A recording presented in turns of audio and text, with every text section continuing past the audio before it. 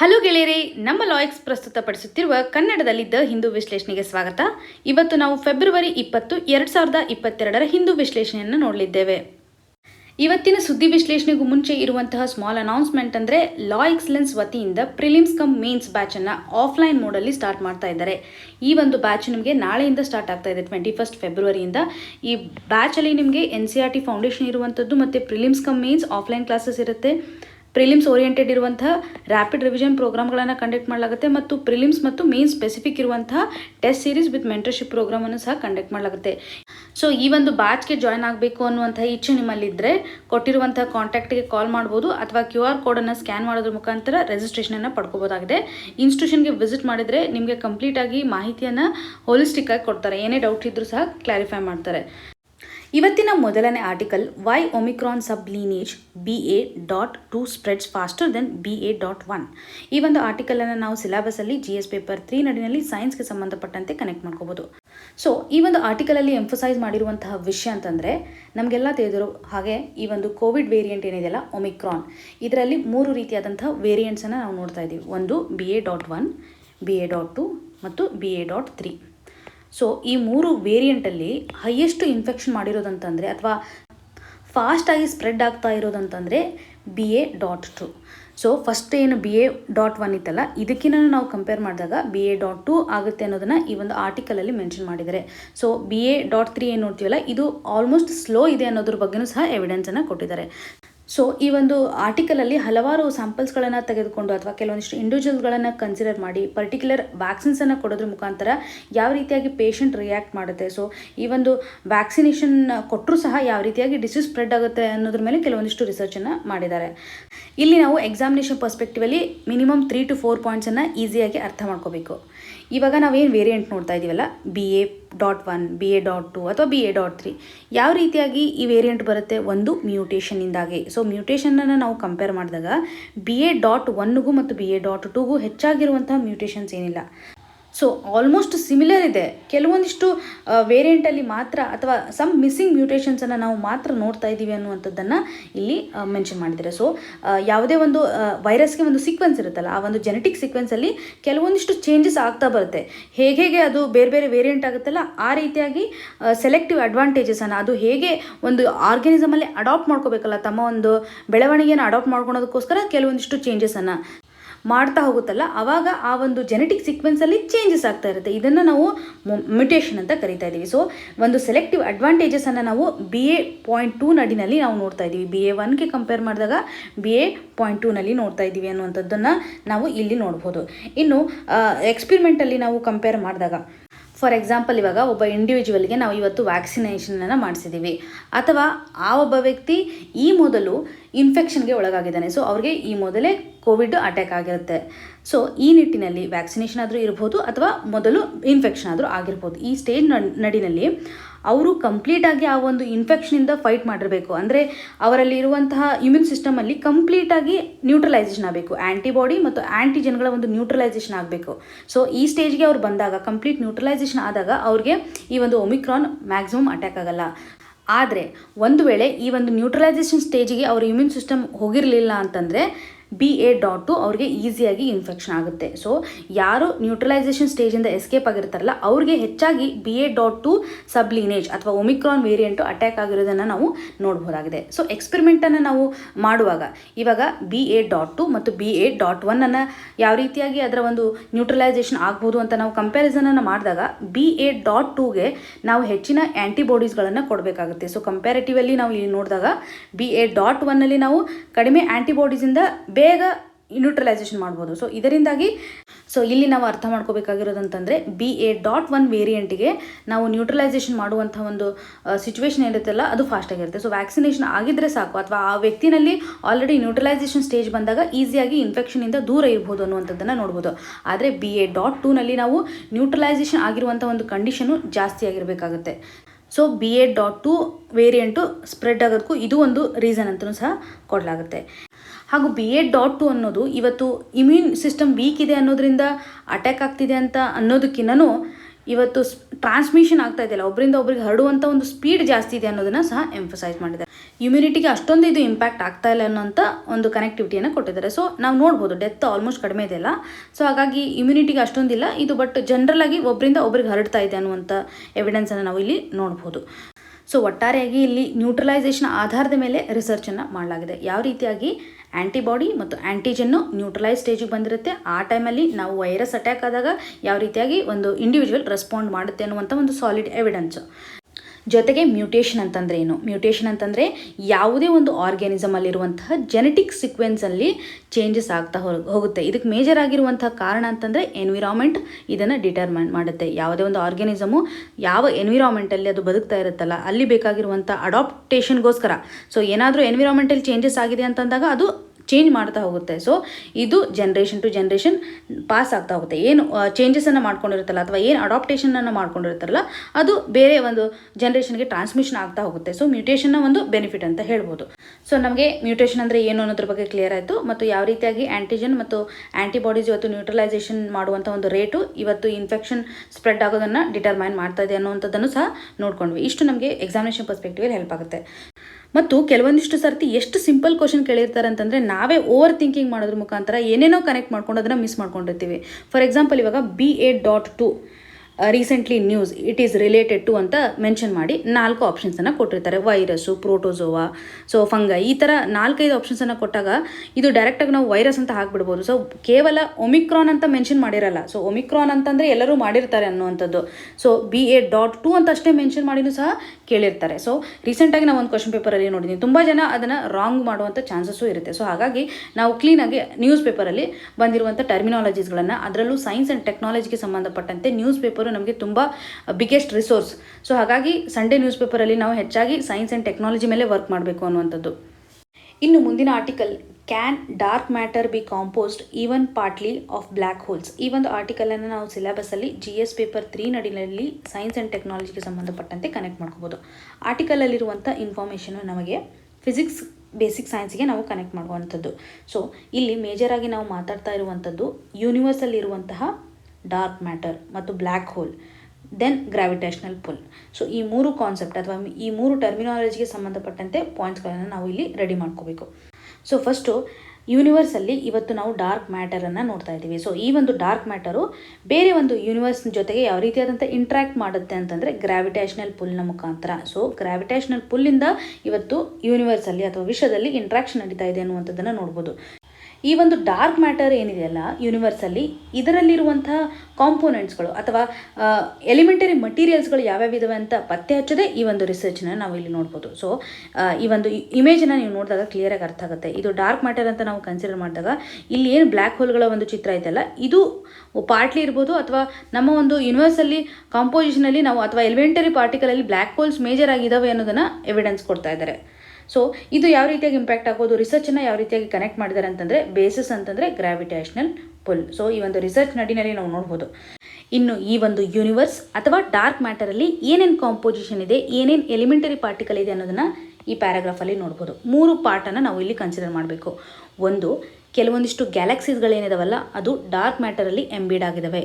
So ಅದನ್ನು hello ಅಂತ ಕರೆದಿದ್ದಾರೆ, ಅಂದರೆ ಆಲ್ಮೋಸ್ಟ್ ಸ್ಮಾಲ್ ಸೈಜಲ್ಲಿರುವಂಥ ಎಂಬಿಡೆಡ್ ಗ್ಯಾಲಕ್ಸೀಸ್ ಅನ್ನುವಂಥದ್ದು. ಇನ್ನೊಂದು, ವಿಸಿಬಲ್ ಗ್ಯಾಲಕ್ಸೀಸ್ ಡಿಸ್ಕ್ಗಳನ್ನು ನಾವು ನೋಡ್ತಾ ಇದ್ದೀವಿ. ಸೊ ಕಣ್ಣಿಗೆ ಕಾಣ್ತವೆ ಗ್ಯಾಲಕ್ಸೀಸ್ಗಳು. ಸೊ ಈ ಒಂದು ಗ್ಯಾಲಕ್ಸೀಸ್ ಅಥವಾ ನಾರ್ಮಲಿ ಲಾರ್ಜ್ ಸೈಜ್ ಇರುತ್ತಲ್ಲ ಅದನ್ನು ವಿಸಿಬಲ್ ಅಂತ ಕನ್ಸಿಡರ್ ಮಾಡಿದ್ದಾರೆ. ಸೊ ಇವಾಗ ಹ್ಯಾಲೋ ಅಂತಂದರೆ ನಾರ್ಮಲಿ ಎಂಬಿಡ್ ಆಗಿರುವಂಥ ಗ್ಯಾಲಕ್ಸಿ, ಹಾಗೂ ಲಾರ್ಜರ್ ಪಾರ್ಟಲ್ಲಿರುವಂಥ ವಿಸಿಬಲ್ ಗ್ಯಾಲಕ್ಸೀಸ್ಗಳನ್ನು ನೋಡ್ತಾ ಇದ್ದೀವಿ. ಇನ್ನೊಂದು ಇಂಪಾರ್ಟೆಂಟ್ಲಿ ಅಂತಂದರೆ ಬ್ಲ್ಯಾಕ್ ಹೋಲ್ಸ್. ಸೊ ಪ್ರೈಮೋರ್ಡಿಯಲ್ ಬ್ಲ್ಯಾಕ್ ಹೋಲ್ಸ್ಗಳನ್ನು ಸಹ ಈ ಒಂದು ಡಾರ್ಕ್ ಮ್ಯಾಟರಲ್ಲಿ ನಾವು ನೋಡ್ತಾ ಇದ್ವಿ. ಡಾರ್ಕ್ ಮ್ಯಾಟರಲ್ಲಿ ಏನೇನಿದೆ ಇವತ್ತು ಅಂತಂದರೆ 2 ರೀತಿಯಾದಂಥ ಗ್ಯಾಲಕ್ಸೀಸ್ ಇದೆ ಮತ್ತು ಬ್ಲ್ಯಾಕ್ ಹೋಲ್ಗಳನ್ನು ನೋಡುವಂಥದ್ದು. ಸೊ ಈ ಪ್ಯಾರಾಗ್ರಾಫಲ್ಲಿ ನಿಮಗೆ ಕ್ಲೀನಾಗಿ ಅರ್ಥ ಆಗುತ್ತೆ. ಇನ್ನು ಪ್ರೈಮೋರ್ಡಿಯಲ್ ಬ್ಲ್ಯಾಕ್ ಹೋಲ್, ಇದ್ರ ಮೇಲೆ ನಾವು ಕ್ವಶನ್ಸನ್ನು ಎಕ್ಸ್ಪೆಕ್ಟ್ ಮಾಡ್ಬೋದು. ಜನರಲ್ ಆಗಿ ಬ್ಲ್ಯಾಕ್ ಹೋಲ್ ಅಂದರೆ ಏನು ಅನ್ನೋದ್ರ ಬಗ್ಗೆ ಗೊತ್ತಿರುತ್ತೆ. ಪ್ರೈಮೋರ್ಡಿಯಲ್ ಬ್ಲ್ಯಾಕ್ ಹೋಲ್ ಅನ್ನುವಂಥ ಒಂದು ಪ್ರಾಪರ್ ಆಗಿರುವಂಥ ಡೆಫಿನೇಷನನ್ನು ನಾವು ಈ ಒಂದು ಪ್ಯಾರಾಗ್ರಾಫಲ್ಲಿ ನೋಡ್ಬೋದು. ಸೊ ಯೂನಿವರ್ಸ್ ಫಾರ್ಮೇಷನ್ ಹೇಗಾಗಿದೆ ಅಂತ ನಾವು ಸ್ಟಡಿ ಮಾಡುವಾಗ ಮೇಜರಾಗಿ ಅರ್ಥ ಮಾಡ್ಕೋಬೇಕಾಗಿರುವಂಥದ್ದು big bang theory. Big bang ಥಿಯರಿನಲ್ಲಿ ಕೆಲವೊಂದಿಷ್ಟು ಅಟಮ್ಸ್ಗಳು ಅಥವಾ ಪಾರ್ಟಿಕಲ್ಸ್ಗಳು ಕಾನ್ಸಂಟ್ರೇಟ್ ಆಗಿ ಸರ್ಟನ್ ಟೈಮಲ್ಲಿ ಏನಾಗುತ್ತೆ ಎಕ್ಸ್ಪ್ಲೋಷನ್ ಆಗಿರುವಂಥದ್ದು. ಸೊ ಆ ಟೈಮಲ್ಲಿ ಪ್ಲಾನೆಟ್ಸ್ಗಳು ಅಥವಾ ಸೆಟಲೈಟ್ಗಳು ಫಾರ್ಮೇಷನ್ ಆಗಿರುತ್ತೆ. ಅದೇ ಸಂದರ್ಭದಲ್ಲಿ ಈ ಬ್ಲ್ಯಾಕ್ ಹೋಲ್ಸ್ಗಳು ಸಹ ಫಾರ್ಮೇಷನ್ ಆಗಿದ್ದಾವೆ. ಸೊ ಯೂನಿವರ್ಸ್ ಫಾರ್ಮೇಷನ್ ಆಗುವಂಥ ಸಂದರ್ಭದಲ್ಲಿ ಇವತ್ತು ಬ್ಲ್ಯಾಕ್ ಹೋಲ್ ಫಾರ್ಮೇಷನ್ ಆಗಿದೆ. ಏನು ಮೇಜರ್ ಡಿಫ್ರೆನ್ಸು ಅಂತಂದರೆ ಈ ಬ್ಲ್ಯಾಕ್ ಹೋಲ್ಸ್ಗಳಿಗೆ ತನ್ನದೇ ಆಗಿರುವಂಥ ಗುರುತ್ವಾಕರ್ಷಣ ಶಕ್ತಿ ಇರಲ್ಲ. ಫಾರ್ಮೇಷನ್ ಆಗುವಂಥ ಒಂದು ಟೈಮಲ್ಲೇ ತಮ್ಮ ಒಂದು ಗ್ರಾವಿಟಿಯನ್ನು ಕೊಲ್ಯಾಪ್ಸ್ ಮಾಡ್ಕೊಂಡಿರುತ್ತವೆ. ಇದಕ್ಕೆ ಕಾರಣ ಅಂತಂದರೆ ಡೆನ್ಸಿಟಿನಲ್ಲಿ ಕ್ವಾಂಟಮ್ ಫ್ಲಕ್ಚುಯೇಷನ್ ಆಗಿದೆ ಅನ್ನುವಂಥದ್ದನ್ನು ಮೆನ್ಷನ್ ಮಾಡಿದ್ದಾರೆ. ಹಾಗೂ ಈ ಒಂದು ಪ್ರೈಮೋಡಿಯಲ್ ಬ್ಲ್ಯಾಕ್ ಹೋಲು ಪತ್ತೆ ಆಗಿದೆನೋ ಇಲ್ವೋ ಲಿಗೋನ ಮುಖಾಂತರ ಅನ್ನುವಂಥ ಎವಿಡೆನ್ಸ್ ಇಲ್ಲ. ಸೊ ಲಿಗೋ ಗ್ರಾವಿಟೇಷನಲ್ ವೇವ್ ನಡಿನಲ್ಲಿ ಡಿಟೆಕ್ಟ್ ಮಾಡಿರುವಂಥ ಬೈನರಿ ಬ್ಲ್ಯಾಕ್ ಹೋಲ್ಸ್ಗಳು ಇವತ್ತು ಪ್ರೈಮೋಡಿಯಲ್ ಬ್ಲ್ಯಾಕ್ ಹೋಲ್ ಇರ್ಬೋದು. ಸೊ ಇದೊಂದು ಓಪನ್ ಡಿಸ್ಕಷನ್ ಆಗಿದೆ ಅನ್ನುವಂಥದ್ದನ್ನು ನಾವು ಇಲ್ಲಿ ನೋಡ್ಬೋದು. ಸೊ ಇದೊಂದು ಜಸ್ಟ್ ಬಿಲೀವಿಂಗ್ ಅಥವಾ ಥೆರಾಟಿಕಲ್ ಕಾನ್ಸೆಪ್ಟ್ ಅನ್ನುವಂಥದ್ದನ್ನು ನಾವು ಇಲ್ಲಿ ಅರ್ಥ ಮಾಡ್ಕೋಬೇಕು. ಇನ್ನು ಗ್ರಾವಿಟೇಷನಲ್ ಲೆನ್ಸಿಂಗ್ ಈ ಕಾನ್ಸೆಪ್ಟು ನಮಗೆ ಎಕ್ಸಾಮಿನೇಷನ್ ಪರ್ಸ್ಪೆಕ್ಟಿವಲ್ಲಿ ಇಂಪಾರ್ಟೆಂಟ್ಲಿ ಬೇಕಾಗುತ್ತೆ. ಯೂನಿವರ್ಸಲ್ಲಿ ನಾವು ಬ್ಲ್ಯಾಕ್ ಹೋಲ್ಸನ್ನು ನೋಡ್ತಾ ಇದ್ದೀವಿ, ಸ್ಟಾರ್ಸನ್ನು ನೋಡ್ತಾ ಇದ್ದೀವಿ ಮತ್ತು ಗ್ಯಾಲಕ್ಸೀಸ್ಗಳನ್ನು ನೋಡ್ತಾ ಇದ್ದೀವಿ. ಯೂನಿವರ್ಸಲ್ಲಿ ಒಂದು ಆಬ್ಜೆಕ್ಟಿವಿಂದ ಇನ್ನೊಂದು ಆಬ್ಜೆಕ್ಟಿವ್ ಮಧ್ಯೆ ಗ್ರಾವಿಟೇಷನಲ್ ಫೋರ್ಸ್ ಯಾವಾಗಲೂ ಇದ್ದೇ ಇರುತ್ತೆ. ಇವಾಗ ಭೂಮಿಯನ್ನು ನಾವು ತೆಗೆದುಕೊಂಡಾಗ ಅರ್ಥನ್ನು ಇಲ್ಲಿ ನೀವು ಕನ್ಸಿಡರ್ ಮಾಡಿ, ಇಲ್ಲಿ ನಾವು ಡಿಟೆಕ್ಟರನ್ನು ಇಟ್ಟಿದ್ದೀವಿ, ಲಿಗೋ ಡಿಟೆಕ್ಟರ್ ಅಥವಾ ಗ್ರಾವಿಟೇಷನಲ್ ವೇವ್. ಇದರಿಂದ ನಾವು ಬೇರೆ ಆಬ್ಜೆಕ್ಟಿವ್ನ ಒಂದು ಗ್ರಾವಿಟೇಷನಲ್ ಪುಲ್ ಯಾವ ರೀತಿಯಾಗಿದೆ ಅನ್ನೋದನ್ನು ಅಬ್ಸರ್ವ್ ಮಾಡ್ತೀವಿ, ಅಥವಾ ಗ್ರಾವಿಟೇಷನಲ್ ಫೋರ್ಸ್ ಯಾವ ರೀತಿಯಾಗಿದೆ ಅನ್ನೋದನ್ನು ಅಬ್ಸರ್ವ್ ಮಾಡ್ತಾ ಇದ್ದೀವಿ. ಯಾವ ರೀತಿಯಾದಂಥ ಗ್ರಾವಿಟಿಯನ್ನು ನಾವು ಬೇರೆ ಒಂದು ಆಬ್ಜೆಕ್ಟಿವಿಂದ ರಿಸೀವ್ ಮಾಡ್ತಾ ಇದ್ದೀವಿ ಅನ್ನೋದನ್ನು ಈ ಒಂದು ಡಿಟೆಕ್ಟರ್ ಇವತ್ತು ಕಂಡುಹಿಡಿತಾ ಇದೆ. ಸೊ ನಾವು ಗ್ರಾವಿಟಿನ ರಿಸೀವ್ ಮಾಡುವಾಗ ಈ ಬ್ಲ್ಯಾಕ್ ಹೋಲ್ಸ್ಗಳು ಏನಿದಾವಲ್ಲ ಅದನ್ನು ಪಾಸ್ ಮಾಡಿಕೊಂಡು ಇವತ್ತು ಗ್ರಾವಿಟಿ ಮೂವ್ ಆಗ್ತಾ ಇರುತ್ತೆ. ಸೊ ಈ ಒಂದು ಸಂದರ್ಭದಲ್ಲಿ ಆ ಒಂದು ಪಾತ್ ಏನಿರುತ್ತಲ್ಲ ಆ ಪಾತಲ್ಲಿ ವೇರಿಯೇಷನ್ ಆಗಿರುತ್ತೆ ಅನ್ನೋದನ್ನು ನೋಡ್ಬೋದು. ಸೊ ಯಾವಾಗ ಒಂದು ಆಬ್ಜೆಕ್ಟಿವಿಂದ ಇವತ್ತು ಲೈಟ್ ಟ್ರಾವೆಲ್ ಆಗ್ತಾ ಇರುವಾಗ ಅಥವಾ ಸನ್ಲೈಟ್ ಬಂದಾಗ ಒಂದು ಆಬ್ಜೆಕ್ಟಿವ್ ನಡುವೆ ಪಾಸ್ ಆದಾಗ ಅದರ ಒಂದು ಪಾತ್ ಚೇಂಜ್ ಆಗಿರುತ್ತಲ್ಲ, ಅದೇ ರೀತಿಯಾಗಿ ಈ ಒಂದು ಗ್ರಾವಿಟೇಷನಲ್ಲಿ ಆ ಫಿನಾಮಿನನ್ನು ತರುವಂಥದ್ದು. ಸೊ ಈ ಗ್ರಾವಿಟೇಷನಲ್ಲಿ ಬೆಂಡಿಂಗ್ ಆಗ್ತಾ ಇದೆ. ಯೂನಿವರ್ಸಲ್ಲಿರುವಂತಹ ಆಬ್ಜೆಕ್ಟಿವ್ ಮಧ್ಯೆ ಇದು ಪಾಸ್ ಆಗಿ ಬರುವಾಗ ಅಥವಾ ಅರ್ತ್ಗೆ ರೀಚ್ ಆಗುವಾಗ ನಾವು ವೇರಿಯೇಷನ್ಸನ್ನು ನೋಡ್ತಾ ಇದ್ವಿ. ಒರಿಜಿನಲಿ ಯಾವ ರೀತಿಯಾದಂಥ ವೇವ್ ಇರುತ್ತೆ ಗ್ರಾವಿಟೇಷನಲ್ಲು, ಮತ್ತು ಯಾವುದೇ ಒಂದು ಆಬ್ಜೆಕ್ಟಿವ್ ಮೇಲೆ ಟ್ರಾನ್ಸ್ಫರ್ ಆದಾಗ ಯಾವ ರೀತಿಯಾದಂಥ ಚೇಂಜಸ್ ಇರುತ್ತೆ ಅನ್ನೋದನ್ನು ನಾವು ಇಲ್ಲಿ ನೋಡ್ಬೋದು. ಇದನ್ನು ಅಬ್ಸರ್ವ್ ಮಾಡಿದರೆ ಕ್ಲಿಯರ್ ಕಟ್ಟಾಗಿ ನಿಮಗೆ ಅರ್ಥ ಆಗುವಂಥದ್ದು. ಸೊ ಈ ಒಂದು ಗ್ರಾವಿಟೇಷನಲ್ ಲೆನ್ಸಿಂಗನ್ನು ಯಾರು ಫಸ್ಟ್ ಟೈಮ್ ಅಬ್ಸರ್ವ್ ಮಾಡಿದ್ದಾರೆ ಅಂತಂದರೆ ಅರ್ಥರ್ ಎಡಿಂಗ್ಟನ್ ಇನ್ 1919 ಅಂತ ಮೆನ್ಷನ್ ಮಾಡಿದ್ದಾರೆ. ಇದು ನಮಗೆ ಸ್ಟೇಟ್ ಸರ್ವಿಸ್ ಎಕ್ಸಾಮಿನೇಷನಲ್ಲಿ ಹೆಲ್ಪ್ ಆಗುತ್ತೆ. ಈ ಗ್ರಾವಿಟೇಷನಲ್ ಲೆನ್ಸಿಂಗಲ್ಲಿ 2 ಟೈಪ್ ಲೆನ್ಸಿಂಗನ್ನು ನಾವು ನೋಡ್ತಾ ಇದ್ದೀವಿ. ಒಂದು ಸ್ಟ್ರಾಂಗ್ ಲೆನ್ಸಿಂಗ್ ಮತ್ತು ಮೈಕ್ರೋ ಲೆನ್ಸಿಂಗ್. ಇವಾಗ ಲೈಟು ಗ್ಯಾಲಕ್ಸಿಯ ಮುಖಾಂತರ ಬೆಂಡ್ ಆಗ್ತಾ ಇದೆ ಅಂತಂದರೆ ಇದನ್ನು ನಾವು ಸ್ಟ್ರಾಂಗ್ ಲೆನ್ಸಿಂಗ್ ಅಂತ ಕರಿತಾ ಇದ್ದೀವಿ. ಲೈಟ್ ಬೆಂಡಿಂಗು ಇವತ್ತು ಸ್ಟಾರ್ ಅಥವಾ ಬ್ಲ್ಯಾಕ್ ಹೋಲ್ಸ್ಗಳ ಮುಖಾಂತರ ಆಗ್ತಾ ಇದೆ ಅಂದರೆ ಮೈಕ್ರೋ ಲೆನ್ಸಿಂಗ್. ಈ ಒಂದು ಎಕ್ಸಾಂಪಲ್ ಏನಿದೆಯಲ್ಲ ಗ್ರಾವಿಟೇಷನಲ್ ಮೈಕ್ರೋ ಲೆನ್ಸಿಂಗ್, ಇದು ಇವತ್ತು ಬ್ಲ್ಯಾಕ್ ಹೋಲ್ ಮುಖಾಂತರ ಆಗ್ತಾ ಇದೆ ಅಥವಾ ಸ್ಟಾರ್ಗಳ ಮುಖಾಂತರ. ಒಂದು ವೇಳೆ ಗ್ಯಾಲಕ್ಸಿ ಮುಖಾಂತರ ಆದರೆ ಇದು ಸ್ಟ್ರಾಂಗ್ ಲೆನ್ಸಿಂಗ್ ಅನ್ನುವಂಥದ್ದು. ಇವೆರಡೂ ನಿಮಗೆ ಕನ್ಫರ್ಮ್ ಆಗಿ ಗೊತ್ತಿರಲಿ. ಸೊ ಇಲ್ಲಿ ನಾವು ಬ್ಲ್ಯಾಕ್ ಹೋಲ್ನ ಅಥವಾ ಪ್ರೈಮೋಡಿಯಲ್ ಬ್ಲ್ಯಾಕ್ ಹೋಲನ್ನು ಅರ್ಥ ಮಾಡ್ಕೊಳೋದಕ್ಕೋಸ್ಕರ ಈ ಒಂದು ಚೇಂಜಸ್ ಆಗ್ತಾ ಇದೆಯಲ್ಲ ಗ್ರಾವಿಟೇಷನಲ್ಲಿ, ಅದು ನಮಗೆ ಇಂಪಾರ್ಟೆಂಟಾಗಿ ಸಹಕಾರಿಯಾಗಿದೆ. ಸೊ ಗ್ರಾವಿಟೇಷನಲ್ ವೇವನ್ನು ನಾವು ಡಿಟೆಕ್ಟ್ ಮಾಡೋದ್ರ ಮುಖಾಂತರ ಪ್ರೈಮೋಡಿಯಲ್ ಬ್ಲ್ಯಾಕ್ ಹೋಲನ್ನು ಅಥವಾ ಅದರ ಎಕ್ಸಿಸ್ಟೆನ್ಸನ್ನು ಕಂಡು ಹಿಡಿಬೋದು ಅನ್ನುವಂಥದ್ದನ್ನು ಈ ಒಂದು ಸೈಂಟಿಫಿಕ್ ಎವಿಡೆನ್ಸಲ್ಲಿ ನಾವು ಕನ್ಸಿಡರ್ ಮಾಡುವಂಥದ್ದು. ಸೊ ಇವಾಗ ಬೇರೆ ಒಂದು ಆಬ್ಜೆಕ್ಟಿವಿಂದ ನಾವು ಗ್ರಾವಿಟೇಷನಲ್ ವೇವನ್ನು ಅಬ್ಸರ್ವ್ ಮಾಡುವಾಗ ಅಥವಾ ಈ ಬ್ಲ್ಯಾಕ್ ಹೋಲ್ಸ್ಗಳು ಇನ್ಫ್ಲುಯೆನ್ಸ್ ಮಾಡ್ತಾ ಇದ್ದಾವೆ ಅನ್ನುವಂಥದ್ದನ್ನು ನೋಡಿದ್ವಿ. ಒಂದು ವೇಳೆ ಈ ಬ್ಲ್ಯಾಕ್ ಹೋಲ್ಸ್ಗಳಿಗೆ ತನ್ನದೇ ಆದಂಥ ಗುರುತ್ವಾಕರ್ಷಣ ಏನಾದರೂ ಇದ್ದಿದ್ದರೆ ಇದು ಟ್ರಾನ್ಸ್ಫರ್ ಮಾಡುವಂತಹ ಗ್ರಾವಿಟೇಷನಲ್ ವೇವ್ ಮೇಲೆ ಇನ್ಫ್ಲುಯೆನ್ಸನ್ನು ಮಾಡ್ತಾ ಇತ್ತು. ಸೊ ಯಾವುದೇ ರೀತಿಯಾಗಿ ಈ ಬ್ಲ್ಯಾಕ್ ಹೋಲ್ಗಳು ಇನ್ಫ್ಲುಯೆನ್ಸ್ ಮಾಡ್ತಾ ಇಲ್ಲ. ಹಾಗಾಗಿ ಈ ಒಂದು ಬ್ಲ್ಯಾಕ್ ಹೋಲಲ್ಲಿ ಇವತ್ತು ಗುರುತ್ವಾಕರ್ಷಣ ಇರದೇ ಇರಬಹುದು ಅನ್ನುವಂಥ ಒಂದು ಡಿಟೆಕ್ಷನನ್ನು ನಾವು ಲಿಗೋ ವಿರ್ಗೋ ಇಂದ ಡಿಟೆಕ್ಟ್ ಮಾಡಿದ್ದೀವಿ ಅನ್ನುವಂಥದ್ದನ್ನು ನೋಡ್ಬೋದು.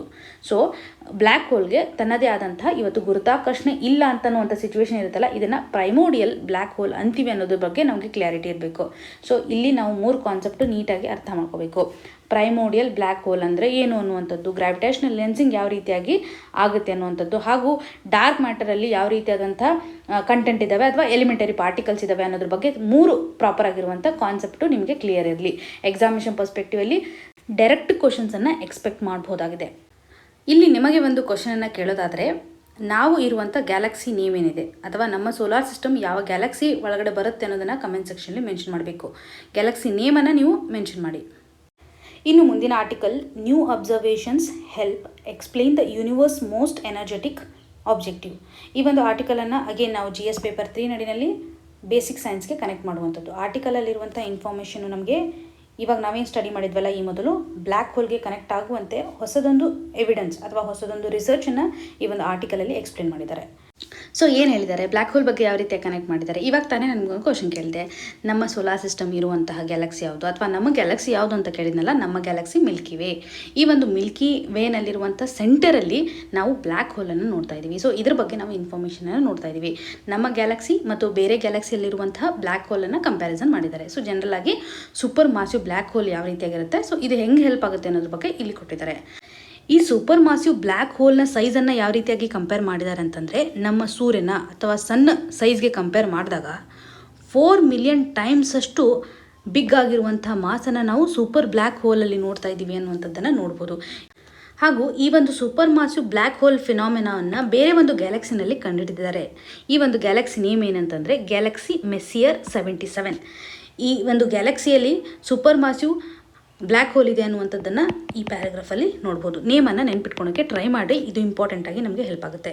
ಸೊ ಯಾವಾಗಲೂ ಈ ಒಂದು ಗ್ಯಾಲಕ್ಸಿ ಒಳಗಡೆ ನಾವು ಸ್ಟಾರ್ಸ್ಗಳನ್ನು ನೋಡ್ತಾ ಇದ್ದೀವಿ. ಈ ಸ್ಟಾರ್ಸ್ಗಳು ಯಾವ ರೀತಿಯಾಗಿ ತಮ್ಮ ಒಂದು ಲ್ಯುಮಿನಸ್ ಪವರಿಂದ ಅಥವಾ ಶೈನಿಂಗ್ ಬರಬೇಕು ಅಂತಂದರೆ ಒಂದು ಗ್ಯಾಲಕ್ಸಿಗೆ ಅಲ್ಲಿರುವಂಥ ಸ್ಟಾರ್ಗಳು ಕಂಬೈನ್ ಆಗಿ ಒಂದು ಎನರ್ಜಿಯನ್ನು ಎಮಿಷನ್ ಮಾಡ್ತಾ ಇರ್ತವೆ ಅನ್ನುವಂಥದ್ದು.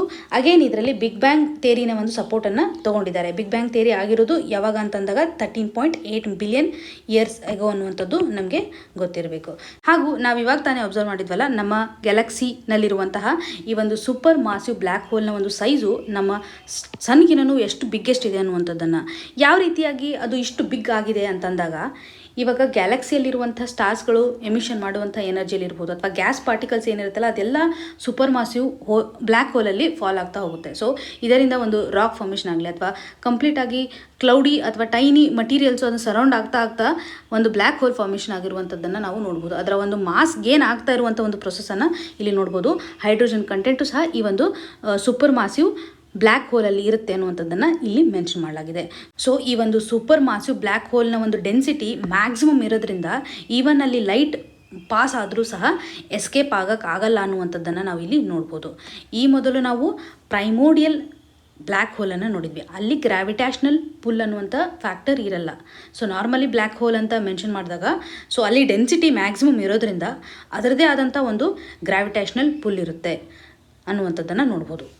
ಹಾಗೂ ಮೆಸ್ಸಿಯರ್ ಗ್ಯಾಲಕ್ಸಿ 77ಗೆ ಇನ್ನೊಂದು ನೇಮನ್ನು ಇಲ್ಲಿ ಮೆನ್ಷನ್ ಮಾಡೋ ಪ್ರಕಾರ NGC 1068 ಅನ್ನುವಂಥದ್ದು ಮತ್ತು ಸ್ಕ್ವಿಡ್ ಗ್ಯಾಲಕ್ಸಿ ಅಂತಲೂ ಸಹ ಸಮ್ಟೈಮ್ಸ್ ಕರೀತಾರೆ. ಇದರ ಒಂದು ಡಿಸ್ಟೆನ್ಸ್ ಅರ್ತಿಂದ ಯಾವ ರೀತಿಯಾಗಿದೆ ಅಂತಂದರೆ 47 ಮಿಲಿಯನ್ ಲೈಟ್ ಇಯರ್ಸ್ ಡಿಸ್ಟೆನ್ಸ್ ಲೈಟಲ್ಲಿ ನಾವು ಕಂಪೇರ್ ಮಾಡಿದಾಗ ಅಥವಾ 9.5 ಟ್ರಿಲಿಯನ್ ಕಿಲೋಮೀಟರನ್ನು ಇಲ್ಲಿ ಮೆನ್ಷನ್ ಮಾಡಿರುವಂಥದ್ದು.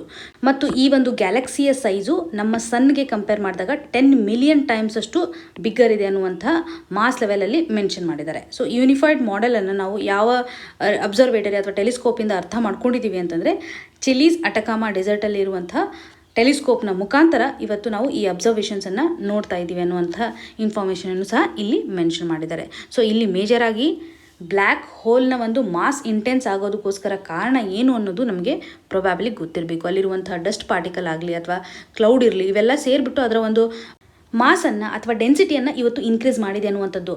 ಬ್ಲ್ಯಾಕ್ ಹೋಲಲ್ಲಿರುವಂಥ ಗ್ರಾವಿಟೇಷನಲ್ ಪುಲ್ ಇದಕ್ಕೆ ಮೇಜರ್ ಆಗಿರುವಂಥ ಕಾರಣ. ಯಾಕೆಂದರೆ ಈ ಒಂದು ಗ್ರಾವಿಟೇಷನಲ್ ಪುಲ್ಲಿಂದ ಅಲ್ಲಿರುವಂಥ ಡಸ್ಟ್ ಅಥವಾ ಗ್ಯಾಸ್ ಪಾರ್ಟಿಕಲನ್ನು ಇವತ್ತು ಅಟ್ರ್ಯಾಕ್ಟ್ ಮಾಡೋದ್ರ ಮುಖಾಂತರ ಅದರ ಒಂದು ಮಾಸನ್ನು ಇನ್ಕ್ರೀಸ್ ಮಾಡಿದೆ. ಸೊ ಇದನ್ನು ನಾವು ಕನೆಕ್ಟ್ ಮಾಡ್ಕೊಳ್ಳುವಂಥದ್ದು. ಸೊ ಎಕ್ಸಾಮಿನೇಷನ್ ಪರ್ಸ್ಪೆಕ್ಟಿವಲ್ಲಿ ನಮಗೆ ಮೇಜರಾಗಿ ಅರ್ಥ ಮಾಡ್ಕೋಬೇಕಾಗಿರುವಂತಹ ವಿಷಯ ಅಂತಂದರೆ ಬ್ಲ್ಯಾಕ್ ಹೋಲ್ನ ಒಂದು ಇಂಪಾರ್ಟೆನ್ಸ್, ಯಾವ ರೀತಿಯಾಗಿ ಬ್ಲ್ಯಾಕ್ ಹೋಲ್ ಫಾರ್ಮೇಷನ್ ಆಗುತ್ತೆ. ಸೊ ಇದನ್ನು ನಾವು ಯೂನಿವರ್ಸಲ್ಲಿ ಯಾಕೆ ಎನರ್ಜೆಟಿಕ್ ಆಬ್ಜೆಕ್ಟಿವ್ ಅಂತ ಕನ್ಸಿಡರ್ ಮಾಡ್ತಿದ್ದೀವಿ ಅನ್ನುವಂಥದ್ದನ್ನು ಇಂಪಾರ್ಟೆಂಟ್ಲಿ ನಾವು ಅರ್ಥ ಮಾಡ್ಕೋಬೇಕು. ಇನ್ನೊಂದು ಪಾಯಿಂಟ್ ಅಂತಂದರೆ ನಾವು ಈ ಒಂದು ಬ್ಲ್ಯಾಕ್ ಹೋಲನ್ನು ಅಬ್ಸರ್ವ್ ಮಾಡಿದಾಗ ಟೆಲಿಸ್ಕೋಪ್ನ ಮುಖಾಂತರ ಕಲರೇಷನ್ ಏನಿರುತ್ತಲ್ಲ ಬ್ರೈಟಾಗಿ ಕಾಣ್ತಿರುತ್ತೆ. ಯಾಕೆ ಕಾಣುತ್ತೆ ಬ್ರೈಟಾಗಿ ಅಂತಂದರೆ ಸ್ಟಾರ್ಗಳಿಂದ ಫಾಲ್ ಆಗ್ತಾ ಇರುವಂಥ ಗ್ಯಾಸ್ ಏನಿರುತ್ತಲ್ಲ ಇದು ನಮಗೆ ಪ್ರಾಪರಾಗಿ ಗೊತ್ತಾಗಲ್ಲ. ಸೊ ಒಟ್ಟಾರೆಯಾಗಿ ನಾವು ಈ ಒಂದು ಮಾಸನ್ನು ಅಥವಾ ಬ್ಲ್ಯಾಕ್ ಹೋಲನ್ನು ಅಬ್ಸರ್ವ್ ಮಾಡಿದಾಗ ನಮಗೆ ಬ್ರೈಟ್ ಆಗಿ ಕಾಣುತ್ತೆ ಅನ್ನುವಂಥದ್ದನ್ನು ಇಲ್ಲಿ ಮೆನ್ಷನ್ ಮಾಡಿದ್ದಾರೆ. ಇದು ಸಹ ನಮಗೆ ಇಂಪಾರ್ಟೆಂಟು. ಸೊ ಸ್ಟೇಟ್ಮೆಂಟ್ ವೈಸ್ ಕ್ವಶನ್ಸನ್ನು ಟ್ವಿಸ್ಟ್ ಮಾಡಿ ಕೇಳ್ಬೋದು. ಸೊ ಎಕ್ಸಾಮಿನೇಷನ್ ಪರ್ಸ್ಪೆಕ್ಟಿವಲ್ಲಿ ನಾವು ಅಬ್ಸರ್ವ್ ಮಾಡೋದಾದರೆ ಬ್ಲ್ಯಾಕ್ ಹೋಲು ನಮಗೆ ತುಂಬ ಇಂಪಾರ್ಟೆಂಟು. ಪ್ರೀವಿಯಸ್ ಇಯರಲ್ಲೂ ಸಹ ಬ್ಲ್ಯಾಕ್ ಹೋಲ್ ಮೇಲೆ ಡೈರೆಕ್ಟ್ ಆಗಿರುವಂಥ ಕ್ವಶನನ್ನು ಮೆನ್ಷನ್ ಮಾಡಿದ್ದಾರೆ. ಸೊ ಇಷ್ಟು ಇನ್ಫಾರ್ಮೇಷನು ಈ ಒಂದು ಆರ್ಟಿಕಲಿಂದ ನಮಗೆ ತಿಳಿದಿದ್ರೆ ಸಾಕಾಗುತ್ತೆ. ಇವತ್ತಿನ question of the day section ಅಡಿನಲ್ಲಿ ಪ್ರೀವಿಯಸ್ ಇಯರಲ್ಲಿ ಕೇಳಿರುವಂಥ ಕ್ವಶನನ್ನು ಕೊಡಲಾಗಿದೆ. ಇದಕ್ಕೆ ಸರಿಯಾದ ಉತ್ತರವನ್ನು ಕಮೆಂಟ್ ಸೆಕ್ಷನಲ್ಲಿ ಮೆನ್ಷನ್ ಮಾಡಿ. ಇವತ್ತು ಡಿಸ್ಕಸ್ ಮಾಡಿರುವಂತಹ ಎಲ್ಲ ಆರ್ಟಿಕಲ್ಗಳು ನಿಮಗೆ ಎಕ್ಸಾಮಿನೇಷನ್ ಪರ್ಸ್ಪೆಕ್ಟಿವಲ್ಲಿ ಬಹುಮುಖ್ಯವಾಗಿ ಹೆಲ್ಪ್ ಆಗುತ್ತೆ ಅಂತ ಭಾವಿಸ್ತಾ ಇದ್ದೀನಿ. ನಿಮ್ಗೆ ಏನೇ ಕನ್ಸರ್ನ್ ಇದ್ರೂ ಸಹ ಕಮೆಂಟ್ ಸೆಕ್ಷನಲ್ಲಿ ಮೆನ್ಷನ್ ಮಾಡಿ ಅಂತ ಹೇಳ್ತಾ ಆಲ್ ದ ವೆರಿ ಬೆಸ್ಟ್. ಧನ್ಯವಾದಗಳು.